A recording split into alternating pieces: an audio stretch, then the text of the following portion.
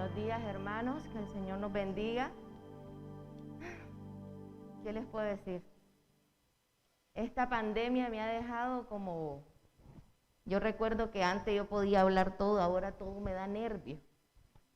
Yo le digo a mi esposo, yo no me puedo ni ver que hable, que nada. Una vez prediqué y me pone a cada rato y le digo, a mí me da nervio, hasta me hace sudar cada que pone eso, mejor no lo veo. Y he estado pidiéndole a Dios que me dé palabra de Él, para que podamos transmitir todo lo que en esta mañana venimos a hablar. Y como tenemos estamos celebrando, ¿verdad?, en este mes, el mes de la Reforma Protestante, pues yo quise tomar un poco, hablar acerca de la participación de la mujer en la Reforma Protestante. Y tomé lo que es el capítulo de Gálatas 3, versículos del 23 al 28, como ya leímos, pero sería bueno que lo retomemos. Y antes de venir la fe, estábamos encerrados bajo la ley, confinados para la fe que había de ser revelada, de manera que la ley ha venido a ser nuestro ayo para conducirnos a Cristo a fin de que seamos justificados por la fe. Pero ahora que ha venido la fe, ya no estamos bajo el ayo, ya no estamos bajo la ley, pues todos sois hijos de Dios mediante la fe en Cristo Jesús.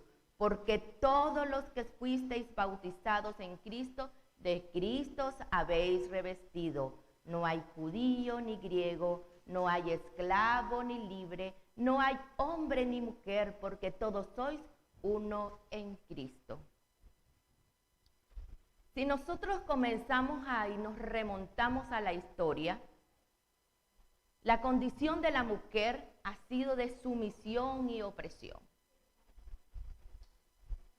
Y cuando hablo de eso es porque ya estamos en este siglo y todavía vivimos eso. En el siglo XVI no fue la excepción.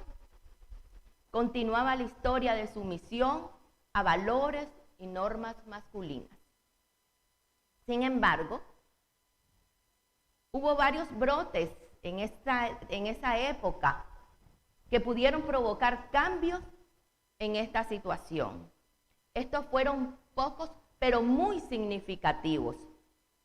Entre ellos estaba la concienciación con respecto a la idea que tenían de sí mismas las mujeres. La revalorización de la mujer casada. Si nosotros nos vamos en el primero, la concienciación con respecto a la idea que tenían de sí mismas. Muchas veces nosotras mismas somos las que decimos no podemos, no lo podemos hacer, lo hace mejor el varón y no nosotros. Ellos tienen mejores proyectos que los nuestros y hay muchas cosas de la manera en que nos han formado nuestros padres y nosotros hemos retomado esto. La revalorización de la mujer casada. Se habla que, no dicen Aida, sino que la esposa de Oscar. O la hija, y mencionan el nombre del varón. Pero ¿qué ha hecho la hija de este señor? ¿Hasta dónde ha llegado? Digamos, hay muchas cosas que podemos ver cómo la mujer ha sido apartada. Y lo hemos podido ver desde generaciones a generaciones. Y la tercera es la mayor libertad para las mujeres cultas, como el caso de grandes escritoras de las reformadoras, religiosas y reinas.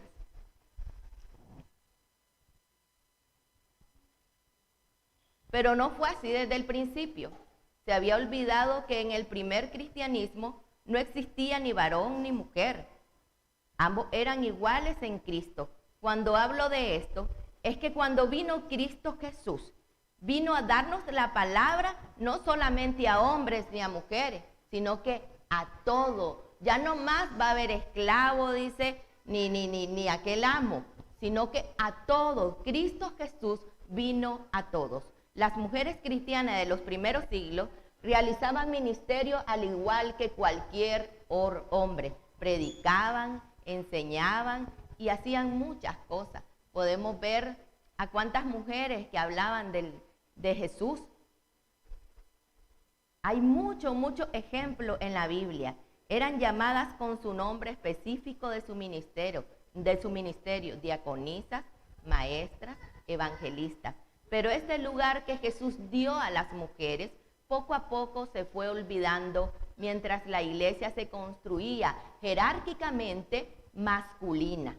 La situación de la mujer regresó a ser de sumisión y en el siglo XVI el protagonismo de la mujer, aunque fue escaso, también fue muy significativo. Y podemos mencionar a muchas mujeres de esa época que hicieron también y pusieron su granito ahí en esta reforma. Podemos ver a Catherine von Bora de 1499 a 1552.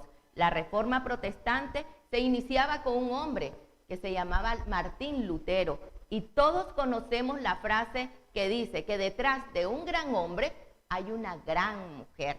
Y eso lo hemos visto, sobre todo en aquellos pastores, que detrás de un pastor tiene que haber también una mujer apoyándolo. Solo recuerdo cuando nosotros estábamos pastoreando Monte Sinaí. Yo tenía que estar ahí a la orilla de mi esposo, apoyándole con los niños, siempre apoyándole con las damas, porque un ministerio se hace juntos, se hace en conjunto. Era increíble porque no solamente decían el pastor.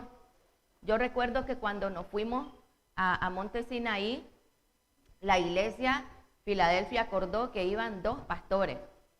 Iba mi esposo e iba yo. Y los 2 nunca tuvimos problemas en cuanto a eso. Siempre nos comunicábamos todos, siempre nos poníamos de acuerdo, ya sabía cuál era su rol y cuál era el de nosotros. Y en nuestra iglesia habían muchas mujeres que predicaban su palabra. Y hay que ver que la mayoría de iglesias, las mujeres son las que mantienen esa energía, ese positivismo y esas actividades que solo ellas las pueden manejar.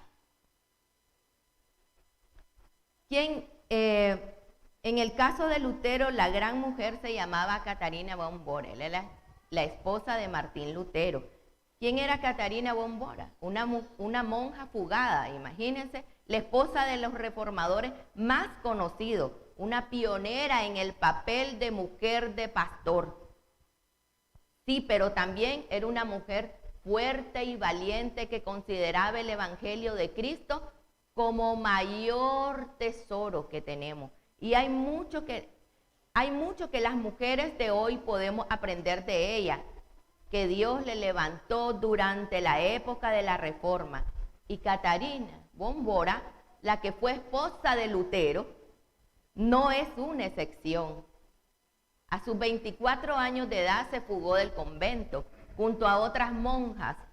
Como esposa de Lutero fue parte de la primera generación de mujeres casadas con pastores protestantes y que junto con ellos lucharon por la fe.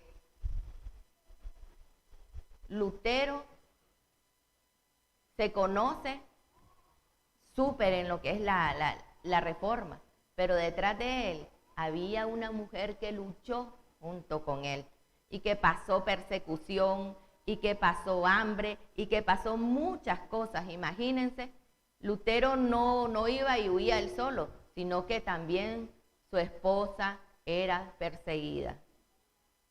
Podemos ver esta gran mujer, Marie Dentier, una mujer belga que nació en 1945 en Ginebra y murió en 1561.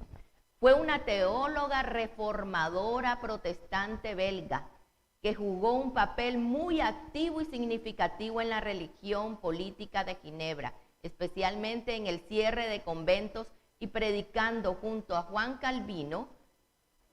Además de sus trabajos a favor de la reforma, sus escritos son considerados una defensa de la mujer en un mundo que sufría rápidos y drásticos cambios en poco tiempo.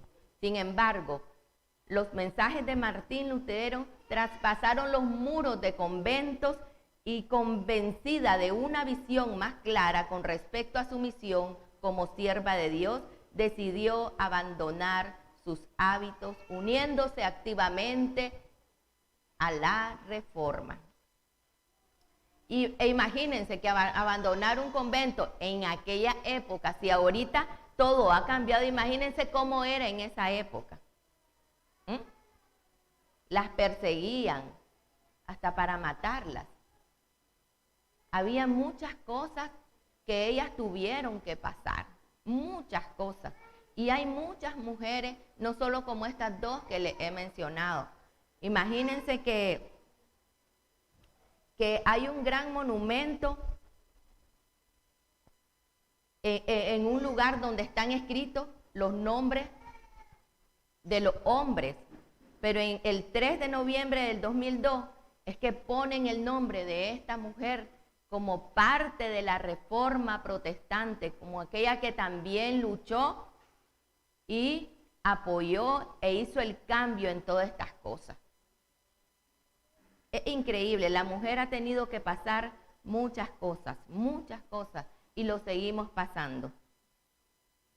En su escrito, María Dente destaca sobre todo la importancia de transformar las creencias religiosas de su época, pero también la necesidad de incrementar el papel de la mujer en la iglesia.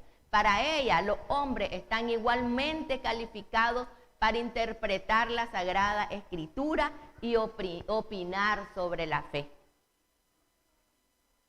¿Ustedes creen lo mismo, hermano? El Señor no ha dicho, aquí aparte estas mujeres la hice diferente en cuanto a lo que piensan, en cuanto a lo que ellas tienen que hacer. El Señor dijo, id y predicad la palabra del Señor a toda criatura. Id, nos mandó a todos, no solamente dijo, hombres vengan y prediquen la palabra del Señor. Yo admiro mucho a aquellos hombres que dan su lugar a la mujer. Y eso no significa de que nosotros vamos a hacerle esto a los varones. Nos hizo diferente el Señor en cuanto a muchas cosas, pero en cuanto a su fe, nos hizo iguales. Porque dijo el Señor, id y predicad su palabra. Y el Señor dijo, no hay hombre ni mujer, y ahora son todos uno en Cristo Jesús. Amén. ¿Y cuánto creemos eso? Algo que yo quería comentarles, y esto lo voy a hacer bastante rápido, es que en este siglo todavía seguimos viendo cosas así. Y voy a contarles una experiencia personal, y es que hace como 4 o 5 años, tuve 6 años como directora de la Cámara de Industria de Nicaragua. Éramos 12 directores. Y quiero comentarles, yo decía, Señor, ¿y para qué me traíste aquí? ¿Qué estoy haciendo aquí, Señor?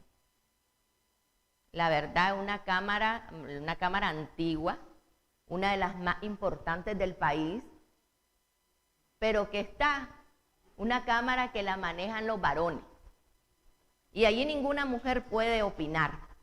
Es increíble, porque si opinan, supuestamente ellos dicen, por cuestiones de género hay que meter a las mujeres, pero uno tiene que estar callado. O a las cosas que no nos parecen, decirle sí a todo. Entonces solo recuerdo que habíamos 3 mujeres en esa cámara. Y a la que daba su opinión, le cortaban la cabeza. Ahí se iban a los estatutos y decían, no, ya tienen más de tantos años, y aquí. La cuestión que, al fin y al cabo, se ponían de acuerdo todos los grandes varones, dueños de grandes empresas, y la sacaban. Pero yo me seguía preguntando, Señor, ¿y por qué no me han sacado? ¿y qué me tenés haciendo aquí? Hay cosas que no me gustan. Pero era increíble porque el Señor tenía su misión. Ahí todo el mundo se cree el todopoderoso, porque son dueños de grandes empresas. Pero ahí no se mencionaba que había un Señor, no se mencionaba un Dios. Hasta que dije, bueno, vamos a comenzar la reunión, tenemos muchas cosas que hacer, pero para mí que lo primero que se tiene que hacer es tener una oración.